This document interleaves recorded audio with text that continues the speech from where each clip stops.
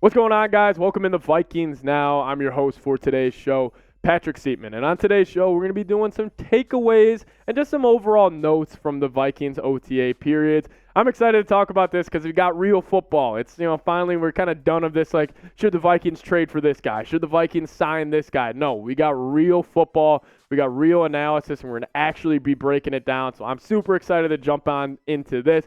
But, guys, we got an updated look at our sub-battle from this week. So we challenged our Lions channel. The Lions channel had the early lead. I think this originally was, if you guys saw the video a couple days ago, it was like 62 to like 24 or something. You guys showed up. You guys helped us out, but let's finish the deal. We got a 7-sub lead right now. Let's put them in the dirt. There is all this talk about the Lions being the team that is going to win the NFC North. Let's show them that the Vikings channel and the Vikings team, we're the real ones. We're the real team in the NFC North. Help me out. Hit that sub button. Takeaway number one. My man, Jalen Nailor, he has apparently looked great over the first couple of days. Obviously, Justin Jefferson hasn't really been there. He's sitting out. I want to say he's sitting out. He's just not going to OTAs, voluntary OTAs. I don't care. Jefferson's the best wide receiver in the NFL. He can do what he wants. But apparently, Jalen Nailor, I've seen some of the highlights on Twitter. He has made some ridiculous catches. He looks fluid. He looks smooth coming in and out of routes. I don't know. I'm just excited to see what he's going to do this next season. But this is what Will Ragatz, a Vikings beat reporter for Sports Illustrated, had to say about the second-year wide receiver. He said, second-year wide receiver Jalen Nailor was the standout of the team, period. With no Jefferson or Addison, he got plenty of reps alongside KJ Osborn with the first-team offense. Nailor easily led the team in catches during those periods, including a nice grab on an intermediate in-breaking route in 11s. Kirk Cousins rifled the ball into a small window, and Nailor came down with a difficult snag. I saw this play on Twitter. It was an absolute dart by Kirk Cousins. And Jalen Nailor, strong hands. He brought it in. Jalen Nailor was absolutely great. Wide receiver depth chart looking like this right now. You obviously got the best wide receiver in the league, Justin Jefferson. Stud, don't want to hear it. Jamar Chase, Stephon Diggs, they can't hold him. 18, he's the best wide receiver in the league.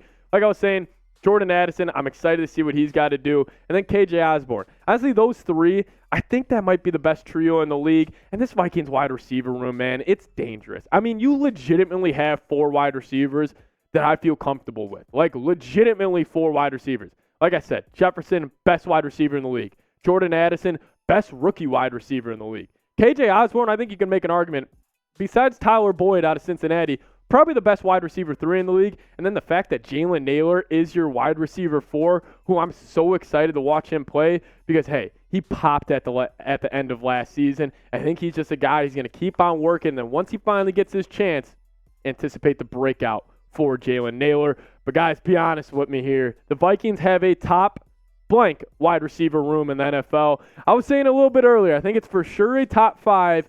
I would probably go top 3.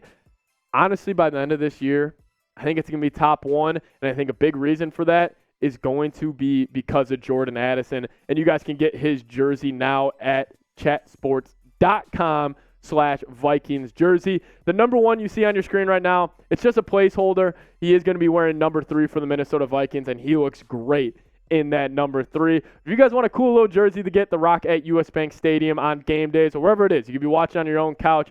Make sure you're rocking that Jordan Addison jersey. Go get your own at chatsports.com/Vikings jersey. Takeaway number 2, the Oliver and Hockenson show. Josh Oliver, the tight end we stole from the Baltimore Ravens this offseason. He's one of the best run-blocking tight ends in the league, if not the best run-blocking tight end. Then obviously the TJ Hockenson, the 2 tight end sets that Kevin O'Connell is going to be able to run this year. It's going to be dangerous. He's going to be able to hop in his bag, and I think it's going to open up so much more for even a guy like Justin Jefferson. You're able to pull the safeties down more. The offense is going to be more explosive. I'm just excited about it, but this is what Will Ragatz had to say again. He was actually at Vikings OTAs. That's why we're going to a lot of his takes and a lot of his quotes here. So he said tight ends, TJ Hockenson and Josh Oliver were both in action. And Oliver made a nice catch for a big gain up the seam. He's primarily known as a great blocker, but he may have some untapped potential as a pass catcher, which is great to know because if we're looking at the Vikings 12 personnel for next season, honestly, I can say this. without looking at other teams' 12 personnel, the Vikings have the best one in the league. Like, you legit have a top 5 tight end in TJ Hockenson. You have the best run blocking tight end in Josh Oliver. Dalvin Cook, obviously taking a step back, still a top 12 running back in the NFL. He probably got one of the best 2 wide receiver tandems in Justin Jefferson and Jordan Addison. I mean, if you're an opposing team's defense and you're looking at this kind of on film and on tape heading into the week, and you see Jefferson, Addison, Cook, Hockenson, and Oliver, it's a scary sight to see. Now we can look at their 22 personnel here, which takes out the wide receiver and puts in another running back. This is going to be on early downs where the Vikings are trying to establish the run. I mean, could you imagine Jefferson, Ham, Cook, Hockenson, Josh Oliver? I mean, overall, this run game for the Minnesota Vikings should improve so much from last season. That was the one thing. I liked what this Vikings offense did in year 1 under Kevin O'Connell. But again, I just felt like this offense was missing something. It was missing that extra gear, and I think that was the run game. I really do. I mean, we can take a look at their stats right now. I mean, they were 28th in the league in rushing yards per game last year. I mean, that's not good. I mean, think about this as the Vikings as a whole. One of the worst defenses in the league statistically. One of the worst rushing attacks in the league statistically.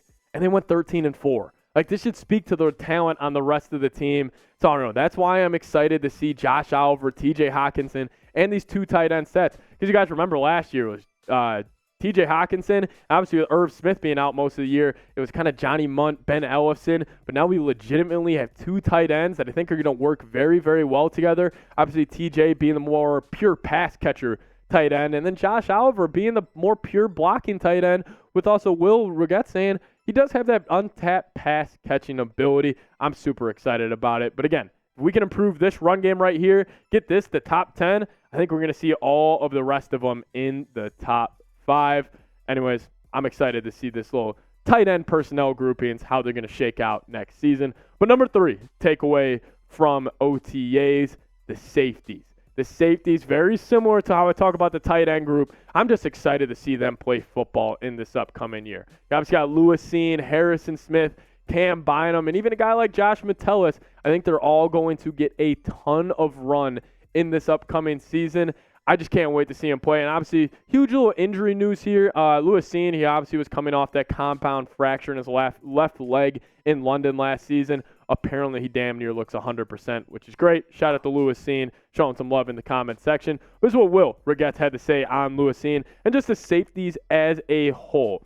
He said the absence of numerous key players created opportunities for others to get significant reps. He first starts out talking with the offensive line. With the first team units, Oliuta was in for O'Neal at right tackle. Cam Bynum and Lewis Cine were the first team safeties. And there was also a look where Brian Flores had those 2 and Josh Metellus all on the field at once. I'm excited because you know what that means? We could have potentially Harrison Smith, Lewis Cine, and Cam Bynum all on the field at the same time.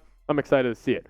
But Lewis Cine, he's going to have a big year for the Minnesota Vikings. I mean, it's just cut and dry. Like, he is going to need to have a big year.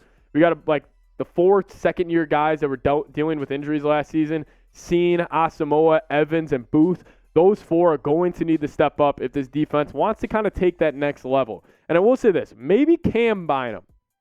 Obviously, Cam Bynum played corner at the University of Colorado, and then the Vikings transitioned him into safety. But now with the Vikings having Lewis Cine, Metellus, and Harrison Smith, I'm just going to throw this out there. Maybe Cam Bynum goes back to corner. Or maybe if you are running those three safety sets where you have Lewis Cine and Harrison Smith over the top, maybe you could slip Cam Bynum into slot corner, have him play some nickel, and then Lewis Cine and Harry, they can both be box safeties. Like, I don't know. I just think Brian Flores, with the creative mind he is and the amount of versatile players that the Vikings have on this defense, I think this defense is going to take a huge step up. Because, guys, if we remember, they were damn near last in every statistical category last season.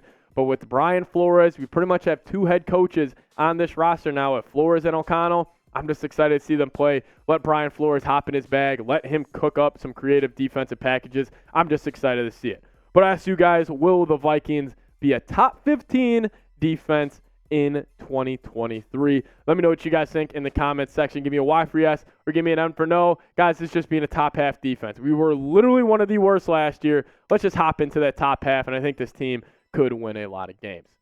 I do think this defense is going to bounce back, though. I think just with the hiring of Brian Flores, You're getting a ton of guys healthy like a Lewis Cine, Evans, Asamoah, and Booth all back. You bring in a Byron Murphy. You bring in a Marcus Davenport. You move off of the older, slower players into Darius Smith and Eric Kendricks. I am so excited. Yes, I'm excited to see Kevin O'Connell's offense in year 2. But if there's one, image in my head that I just can't wait to watch, it's going to be week 1, Tampa Bay Buccaneers in US Bank Stadium. The Vikings kick the ball off, and they're on defense first. I just can't wait for it. I think the defense, it's going to bounce back. I think Danielle Hunter also going to have another huge bounce back year. But anyways, guys, if you guys aren't subscribed yet to the channel, make sure you do so. We are in that sub battle with our Lions channel. So if you guys want to help us out, kind of take the reins of the NFC North a little bit, help us out, hit that subscribe button. See you guys next time. Skol Vikes.